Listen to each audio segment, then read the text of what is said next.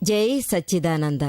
మీ అందరిలోనూ కొలువై ఉన్న పరమాత్మకు నా భక్తిపూర్వక నమస్సుమాంజలి, నమస్సుమాంజలి, నమస్సుమాంజలి.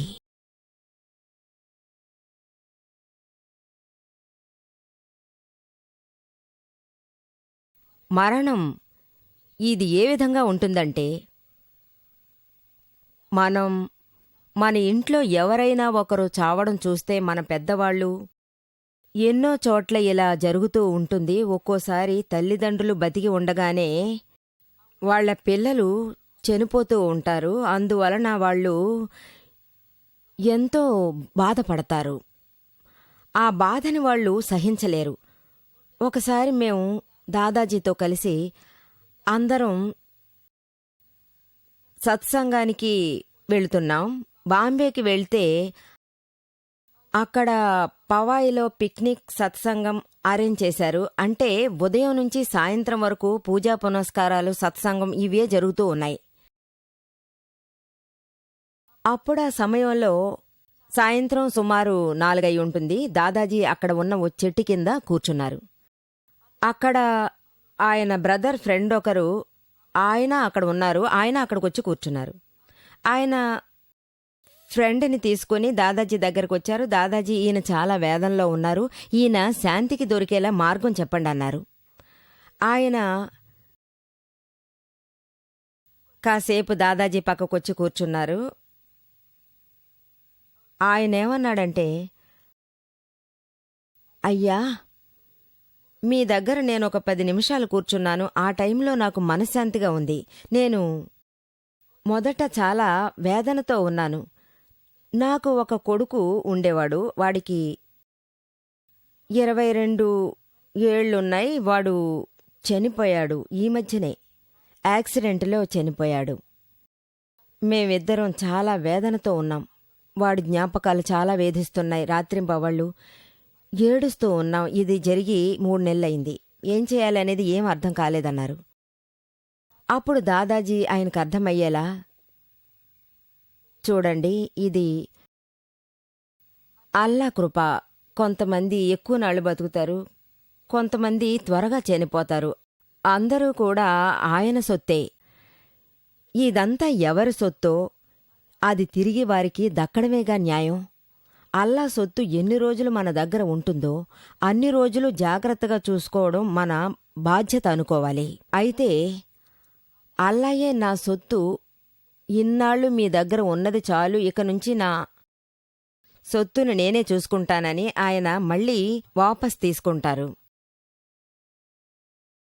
ఆయనంతటా దానిని తిరిగి తీసుకునేటప్పుడు ఇంక మీరు మాత్రం ఏం చేయగలరు? ఇక ఏడవడం అనే విషయానికి స్థానమే లేదు. అల్లాని ప్రార్థన చెయ్యండి. మీ సొత్తుని ఇన్ని రోజులు మేము జాగ్రత్తగా చూసుకున్నాం, మీకివే మా కృతజ్ఞతలు. మీ ఆస్తి జాగ్రత్తగా చూసుకోవడానికి మాకు అవకాశం ఇచ్చినందుకు ఆ అంకుల్ చాలా సంతోషపడ్డారు. అలాగే మనశ్శాంతిని పొందారు. ఇది విని, అవును, ఇది చాలా మంచి విషయం, ఇక మిగిలిన జీవితాన్ని అల్లాని తలుచుకుంటూ మేం వెళ్లదేస్తాం అని చెప్పారు. మా అబ్బాయి రిలేటివ్, రియల్ కాదు అని దాదాజీ ఆయనకు బోధించారు. వేరే ఎవరు మన దగ్గర ఉంటారు? కొడుకు, కూతురు, భార్య, భర్త అందరూ ఇలాగే. ఇదంతా రిలేటివ్, రియల్ కాదు. పోయినవాడు పోయినట్టే. అతడు మనల్ని జ్ఞాపకం పెట్టుకోవడం ఉండదు. మనమే అతన్ని తలుచుకుని ఏడుస్తుంటాం. చచ్చిన వారితో మనకు ఎలాంటి బంధం ఉండడమనేది ఉండదు. మనమే చచ్చిన వారి బంధాన్ని తలుచుకుని ఇక్కడ ఏడుస్తూ ఉంటాం. మనమే ప్రతిదీ తలుచుకుని జీవితాన్ని చెడగొట్టుకుంటున్నాం. ఇది అంతా రిలేటివే. రిలేటివ్ అంటే పట్టించుకోవలసిందే. పట్టించుకోవడం అనేది ఏమి ఉండదు.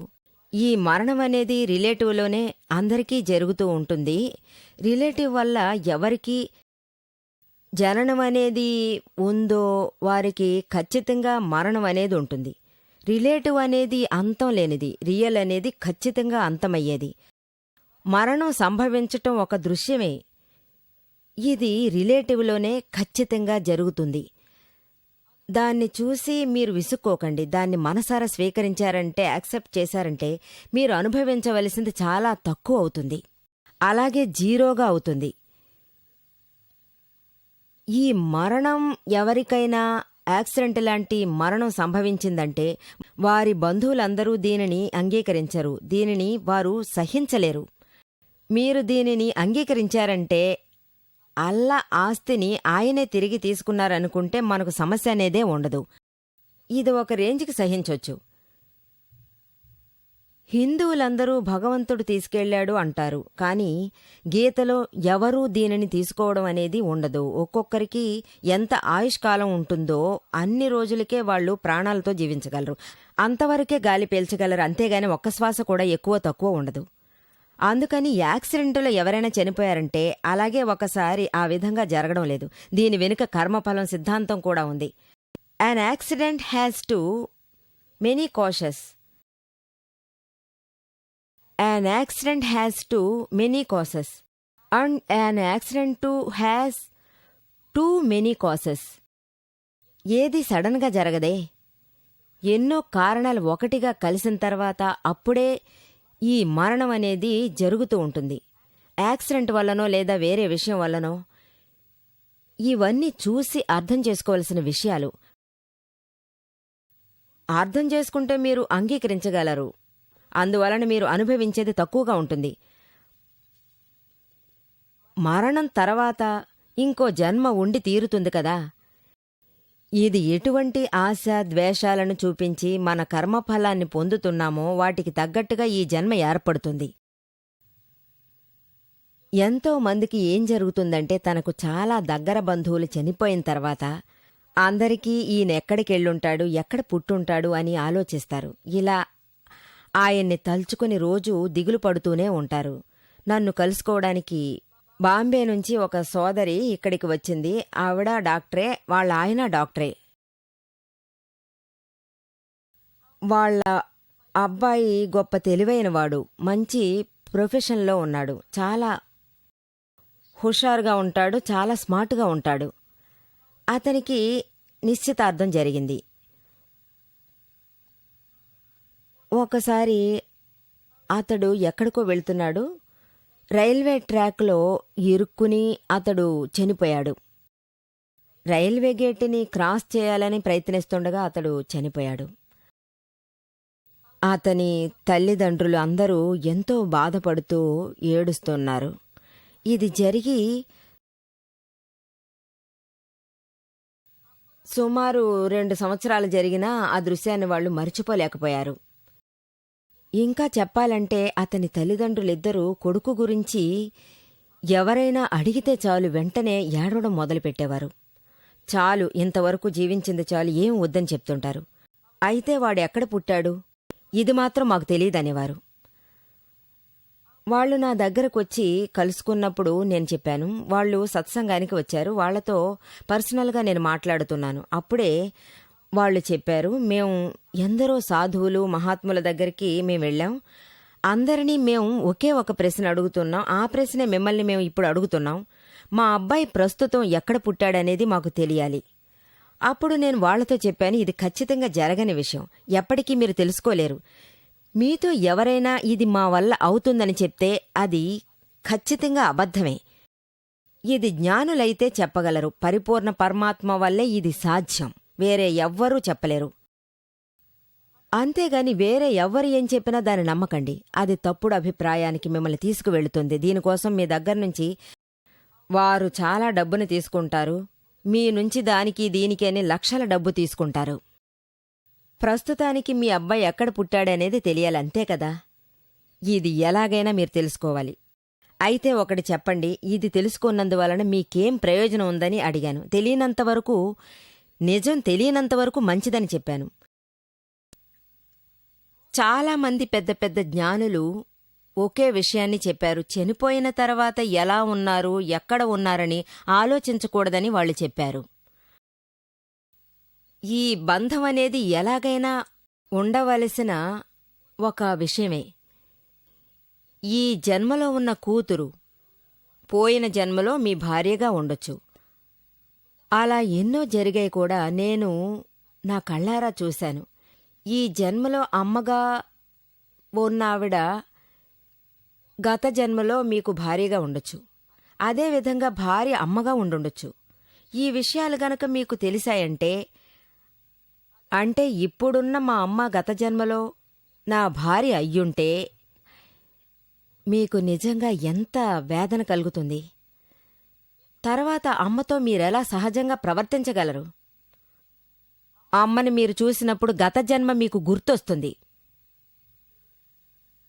ఇది చాలా కష్టమైన విషయం. ఇటువంటి విషయంలో పడిపోవడంలో ఎలాంటి ప్రయోజనం ఉండదని చెప్పాను. కొన్నాళ్లకి వైరాగ్యం కలగొచ్చు, ఆలోచనలతో సతమతమైపోతాం.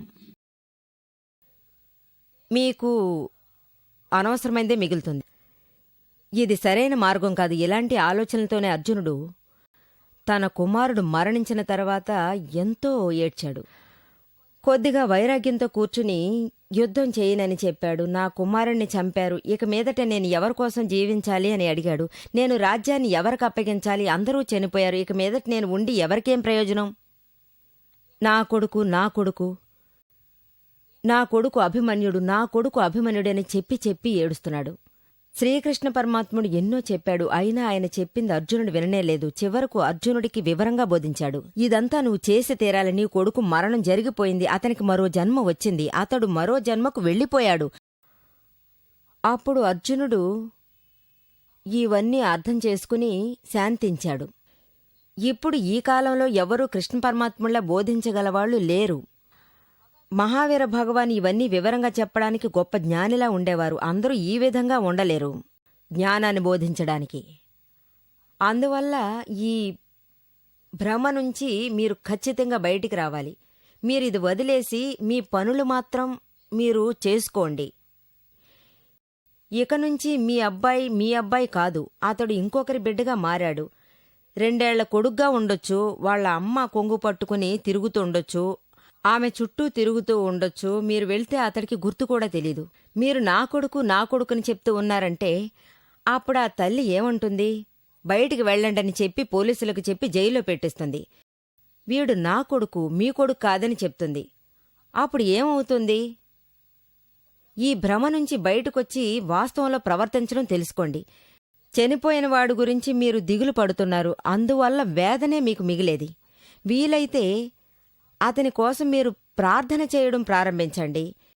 ఎక్కడున్నా సంతోషంగా ఉండని, ఎంతో వృద్ధికి రాని అని. మీ పాటికి మా కొడుకు అని చెప్పుకుంటూ ఏడుస్తూ ఉంటే అప్పుడు అదే విధమైన దుఃఖం వైబ్రేషనే కదా అతనికి వెళ్తుంది. పిల్లాడికి అమ్మ వైబ్రేషన్ వచ్చినా తెలీదు, ఎందుకంటే అతడు అన్నీ మరిచిపోయుంటాడు. అతని మనసుకి మనశ్శాంతి లేకుండా ఉంటుంది. ఈ అనుభవం మీకు కూడా వచ్చుండొచ్చు. ఎలాంటి కారణం లేకుండా మనసెంతో వ్యాకులతగా ఉంటుంది, మనసు సంచలనంగా ఉంటుంది.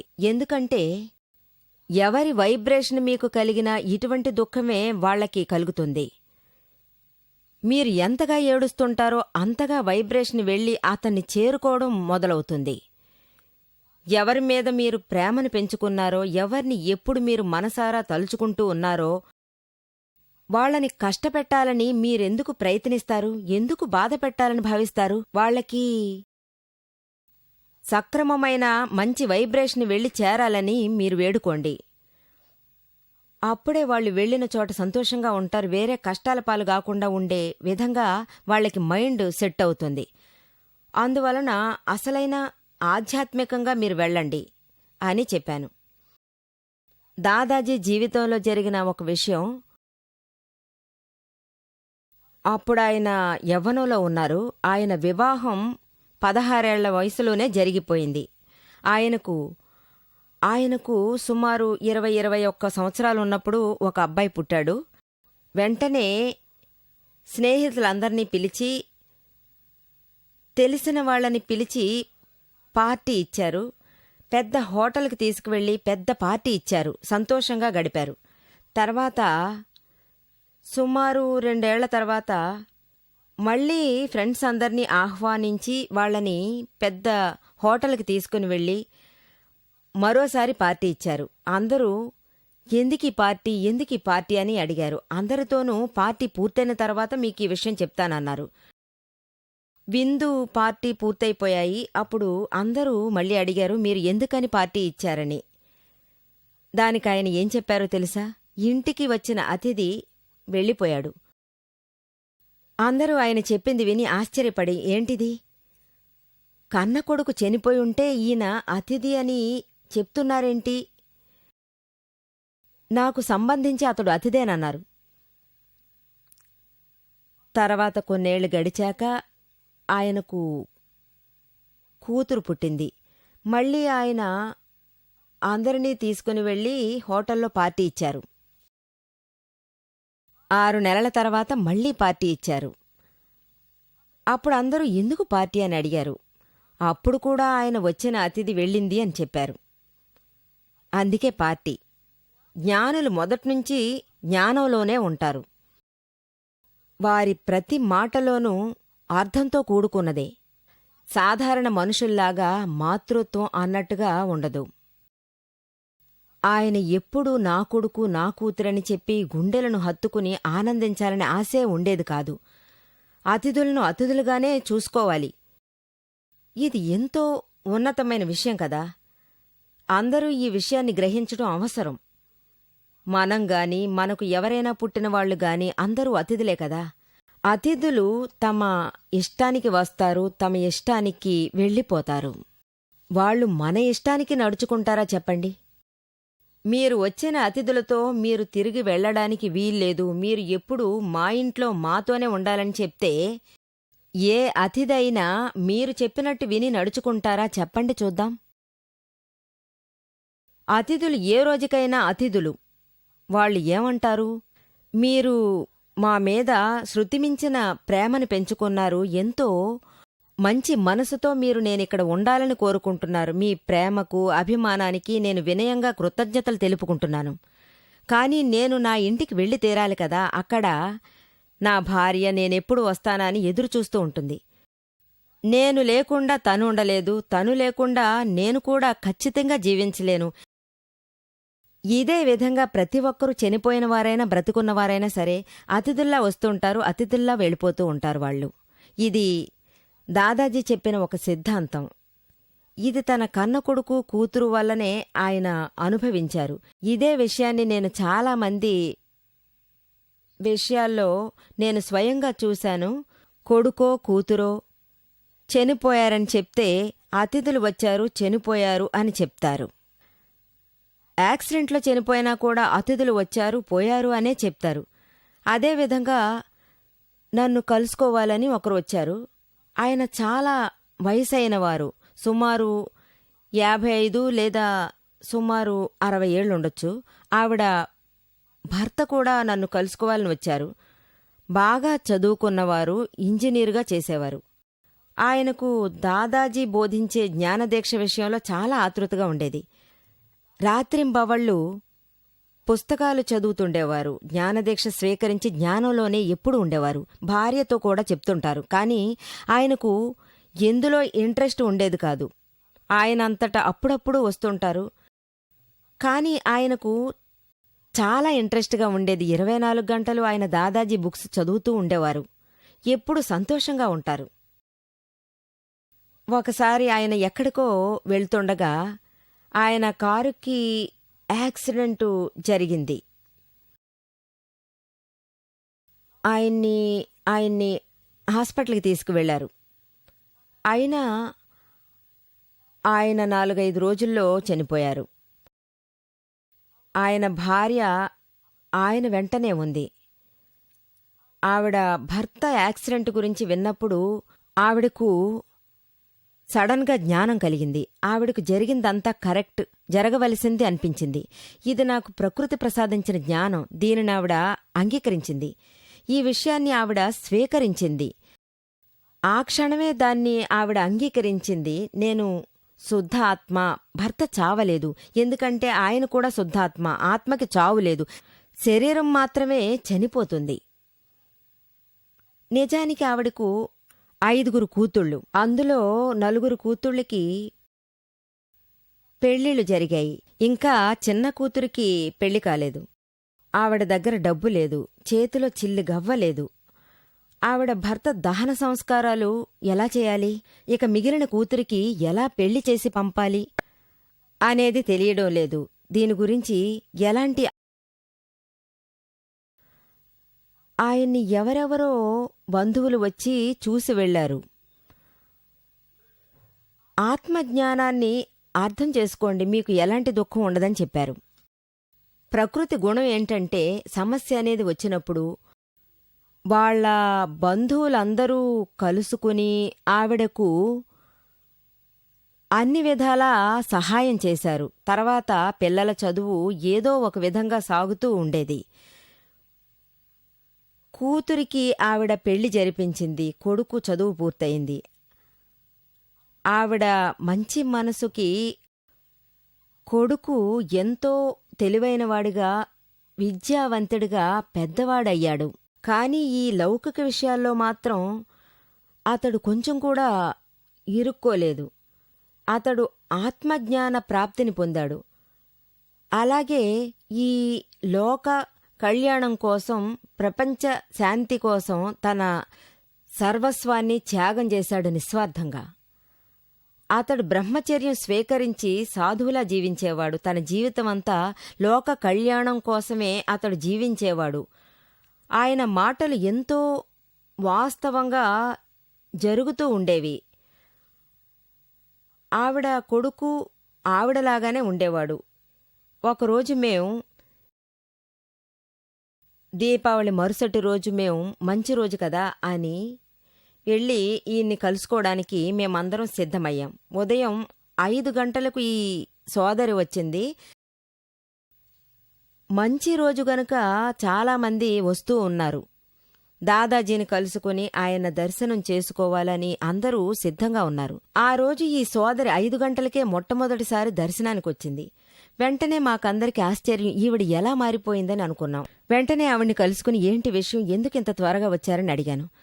చూడండి, నా భర్త చనిపోయిన విషయాన్ని మీకు మాత్రమే చెప్పగలను, వేరే ఎవరితోనూ నేను చెప్పలేను.